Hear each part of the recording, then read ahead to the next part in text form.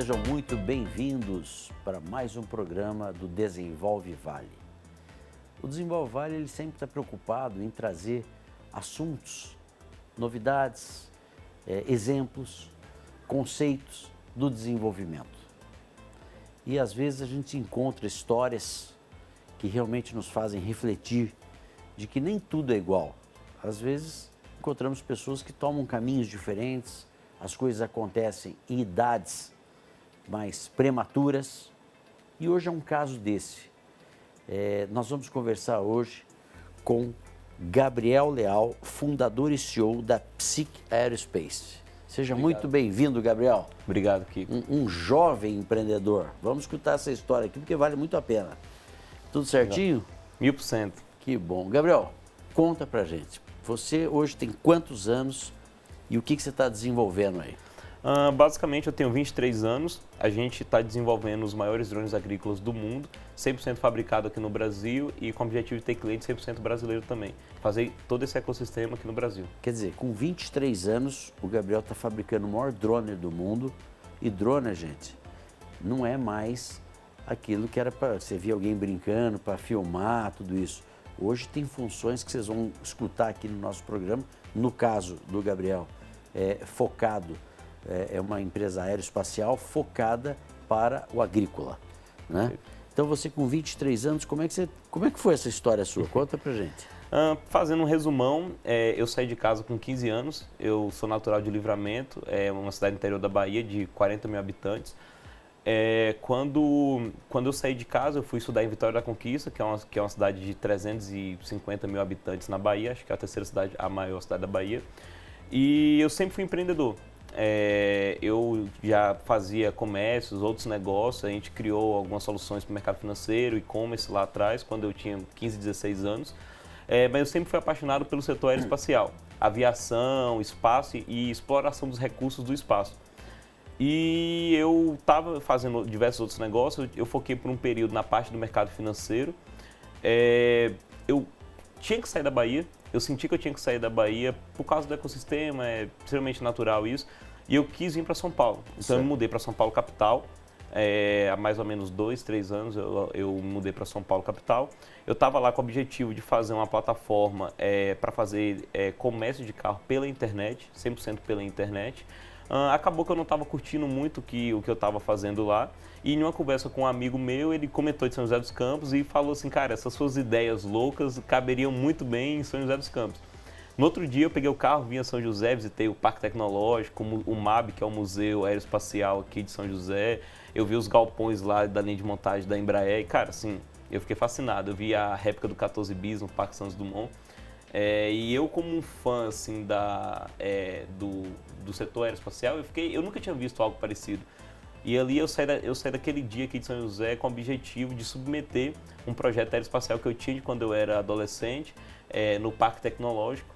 E foi mais ou menos assim que essa história começou com São José.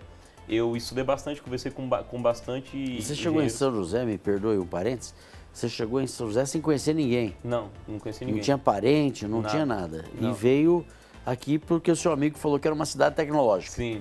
E aí eu comecei a começar a procurar engenheiros aqui. Engenheiros aeronáuticos, engenheiros de sistema, engenheiros eletrônicos. E aí eu comecei a conversar com eles para ver mais ou menos assim, o feedback deles. Porque eu não fiz faculdade, como eu estava comentando contigo anteriormente. Mas eu sou autodidata, então eu estudei cálculo, eu estudei aviônica, eu estudei várias coisas assim, não sou especialista, mas eu sei mais ou menos, assim, como fosse um hobby. É interessante isso, né, a gente passar essa... Porque às vezes a gente vê muitas pessoas desistindo dos seus sonhos ou não indo buscar as coisas que tá muito mais fácil do que estava para o Gabriel. O Gabriel veio da Bahia, caiu em São Paulo, alguém fala para ele de São José dos Campos. Parabéns à cidade de São José dos Campos, você vê o seu amigo captou que aqui realmente é uma cidade de oportunidades, né?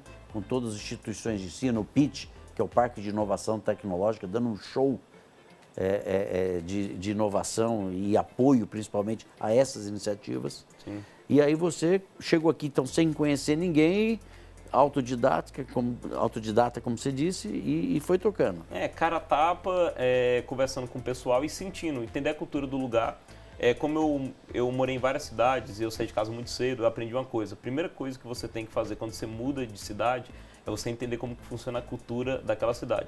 Eu brinco que é como se o Brasil fossem cada cidade brasileira em um estado diferente, são países diferentes que falam português. Então o Brasil é muito grande, cada lugar tem a sua cultura, então eu gosto mais de entender a cultura do lugar. Quando eu comecei a entender um pouco mais sobre a cultura de São José, facilitou para eu saber qual direção eu iria. Eu tinha mais ou menos 20 dias para submeter o projeto no parque, para começar o processo seletivo, e eles focam muito na parte de modelo de negócio, né, e também base tecnológica. Assim, a base tecnológica eu tava um pouco buscando ainda. Você não sabia o produto que você ia desenvolver. Sim, Você tinha uma ideia de fazer algum projeto tecnológico. Eu tinha a ideia de fazer mineração de asteroides, Tá. Que é aí que vem o nome Psyche. Só que eu não posso abrir uma empresa de mineração de asteroides. E aí eu falei, o que é que eu posso fazer que depois eu posso fazer mineração de asteroides? Aí minha família é do agronegócio, meu pai, meu avô, meu bisavô também. Eles são do agro. São do agro. E aí eu consegui identificar essa oportunidade, esse gap no agro muito grande, que o gap entre o que existe hoje e uma tecnologia de ponta que o mercado permite você ter é uma distância muito absurda. Então, daria para a gente implementar tudo isso e ganhar um mercado, assim, praticamente o mercado inteiro. Qual o tamanho do seu mercado? O mercado inteiro, porque a gente não tem concorrente, né? Se a gente for colocar nessa escala. E aí você se candidatou a um espaço de apoio dentro do Parque Tecnológico. Sim.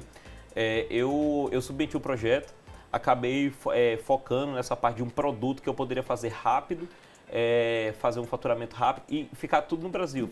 E o projeto que você apresentou especificamente foi de drones. De drone. Aí eu fazendo as pesquisas, eu fiz algumas conexões com exploração espacial e aí eu fui para o lado dos drones. Só que para atender o Brasil, você precisa ter um produto específico para cá. Ô Gabriel, nós temos que ir para o intervalo. Tá. Nós vamos continuar no próximo bloco pegando esse gancho aí dos drones. Perfeito. Vamos para um breve intervalo comercial e voltamos em seguida.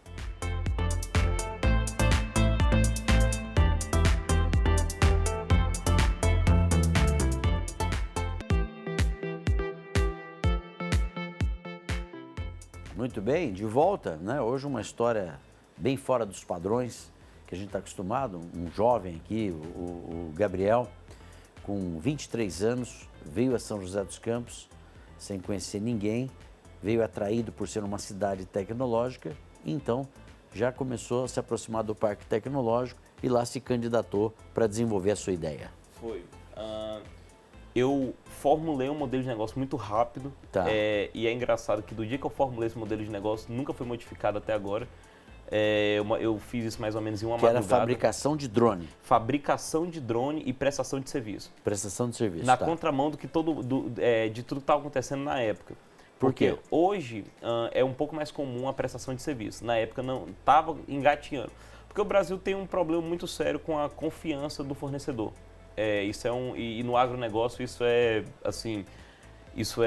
de cara um problema muito significativo. Então o produtor ele não confia no cara que está prestando o serviço. É por isso que o produtor brasileiro ele quer ter os maquinários, ele quer gastar, se engessar e se alavancar e ter maquinários multimilionários. Para não depender de ninguém. Para não depender de ninguém. Então o agricultor que ele tem essa mentalidade. Então na contramão disso tudo o cara quer comprar o drone, o cara não quer ficar dependendo de alguém. Só que eu sabia que assim, não é só o drone. Não é só o drone. O pessoal falava que precisava ter uma autonomia maior. Não é só a autonomia. É todo um ecossistema. Você precisa ter... Se você parar para olhar uma operação, você vai ver que uma parte significativa é o tempo de deslocamento, da volta de uma pulverização, do abastecimento de uma ida e o próprio abastecimento. Se você for contabilizar isso, você pode chegar a 40% até a metade do tempo. E o seu drone já previa que teria um foco para o agronegócio? Sim, seria 100% focado para o agronegócio. Você já nasceu com essa ideia? Já nasci com essa ideia do agro. Porque eu visualizei que no Mato Grosso você tinha áreas grandes e era teoricamente uma área de terra média. Então, para essa área, que é uma área gigantesca, por exemplo, 5 mil hectares, acho que São José dos Campos tem 5 mil, 6 mil hectares. Olha o tamanho de São José dos Campos. Sim. É uma terra média no Mato Grosso. Uma terra média no Mato Grosso. E você, pensando nessa dimensão toda, você tinha só uma ideia e tudo isso foi feito dentro do parque? Exato. Eu estava morando em São Paulo ainda, quando eu submeti para o Parque Tecnológico, e a condição para eu mudar para São José é se eu passasse no Parque Tecnológico. Tá. Eu fiz essa condição ali para mim mesmo.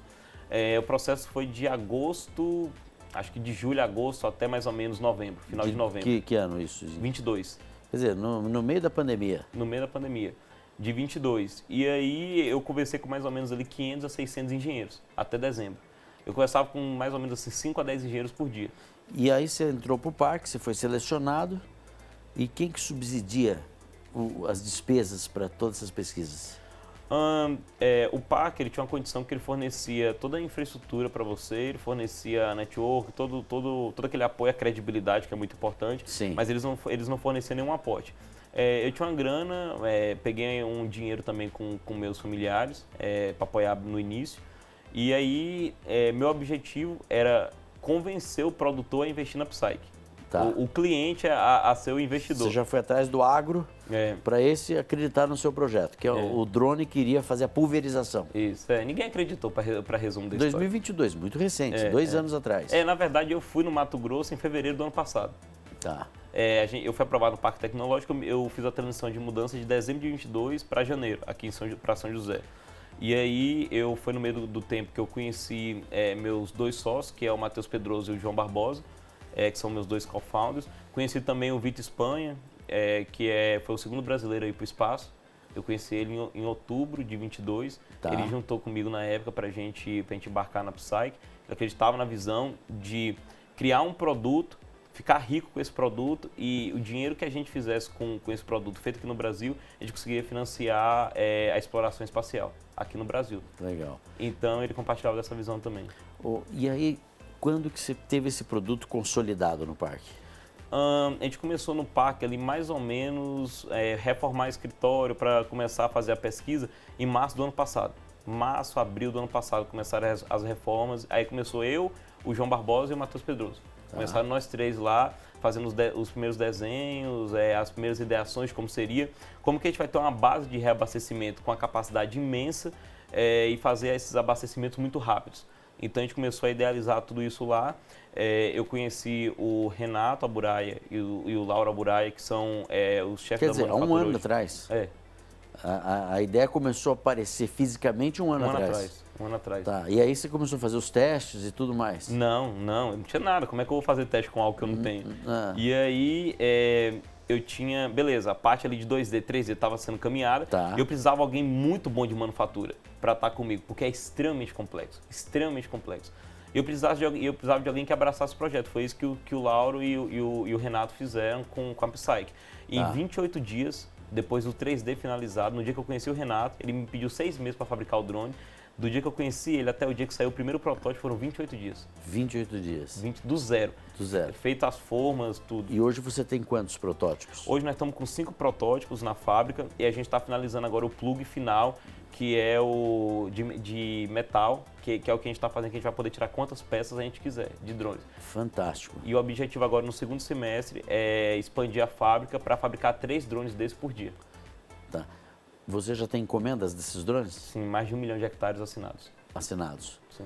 Isso você vai vender os drones ou você vai só também vender e prestar serviço? Não, nós vamos só prestar o serviço. Nós vamos ser proprietários dos drones, nós vamos instalar o que chamamos de beluga, que são as estações de comunicação e reabastecimento, e nós vamos estar fazendo essa operação e esse manejo nas fazendas. O objetivo é basicamente o seguinte, imagina um aeroporto. Um aeroporto, você tem um raio de alcance daquele aeroporto.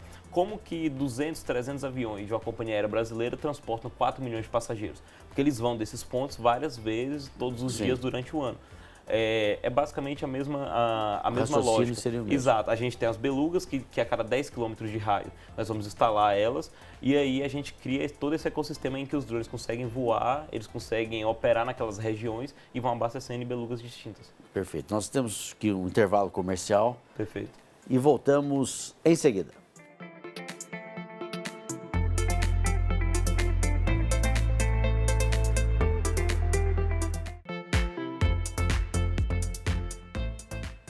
Muito bem, voltamos aqui com Gabriel Leal, nosso convidado de hoje aqui, com uma história aí muito legal de empreendedorismo. E agora, já na fase industrializar esses drones, é isso mesmo? Exatamente. Agora a gente está na fase de organizar toda essa parte fabril, definir todos os moldes finais do que serão utilizados no drone, organizar a fábrica. A gente está fazendo reformas em novas áreas que a gente está abrindo. Você já tem espaço físico aqui dessas fábricas? Sim, a gente está com 5.000 metros quadrados agora. 5.000 metros, Isso. que vai ser a linha de produção. Isso. E a operação disso, qual que é a expectativa? Fabricar 3 drones por dia. 3 drones por dia. Vai ser a maior produção aeroespacial da história da humanidade. Nem em tempo de guerra fabricar avião tão rápido. Quer dizer, então a sua empresa, Gabriel, ela vai atuar em 2 linhas. Você vai fabricar e vai prestar um serviço. Exatamente. Tá. E esse drone, vamos falar um pouco da capacidade desse drone. Você falou de hectares, tudo, mas fala em litros, quantos litros carregam, que tamanho que tem esse drone, só para a gente poder exemplificar para o nosso telespectador. Não, perfeito. A gente está trabalhando agora em alguns ranges. Então, nós estamos falando aí de 450, 500 litros nessa primeira versão, que vão ser abastecidos em 20 segundos. A gente já fez testes com isso e já conseguimos atingir essas marcas. E agora ele tem 4,5 de comprimento e 8 metros de largura. 8? É grande, hein? É grande, é grande. E se eu não me engano, ele está com 1,3, 1,35 de altura. De altura? Mais ou menos isso. E um drone desse carregado com 450 litros, ele faz em quanto tempo a pulverização? Tá, o objetivo é que eles voem em frota. Uma frota representa uma beluga, que é uma estação, certo, e 6 drones. 6 drones. Então eles vão voar em formação em frota. Tá. Cada drone, o conjunto de uma frota, o objetivo é fazer 5.000 hectares pulverizados por dia. 5.000 hectares? Por dia. Por dia. Por dia. Quer dizer, é uma mudança até cultural, de custo, de mão de obra, do agronegócio, né? Sim, sim. É uma grande transformação. Hoje você tem concorrente no Brasil? Nem no Brasil, nem no mundo. Isso é um fato muito curioso, porque o Brasil ele tem uma peculiaridade muito grande. Se você for para os Estados Unidos, por exemplo, você tem grandes fazendas lá? Você tem. Mas a maioria das fazendas de grãos, ela já vem de 10 gerações, 8 gerações. Então, você tinha, por exemplo, 10.000 hectares lá atrás, você foi tendo 6 filhos, 5 filhos, 4 filhos, 3 filhos e virou 100 hectares, que é o que aconteceu com o Rio Grande do Sul, por exemplo, que foi isso que aconteceu no Brasil. Você tem essa cultura de grãos mais voltada no sul do país, no Paraná e no Rio Grande do Sul, e as terras foram ficando pequenas, justamente por causa dessa, passando de geração em geração, eles foram migrando para o Oeste Baiano, Mato Piba, o Centro-Oeste, Mato Grosso do Sul, e por isso que a gente tem essas terras grandes, porque são terras de primeira geração ainda. Perfeito. Agora, o Gabriel, o agronegócio foi uma decisão estratégica que vocês colocaram, mas o drone, como um equipamento, ele pode ter várias adaptações. Que tipo de outros usos que você acredita que possa ter esses drones para a sociedade como um todo, além do agronegócio? Eu acredito que para qualquer coisa. Para qualquer coisa. Porque você tira o fertilizante e põe outro... a gente pode, você pode utilizar.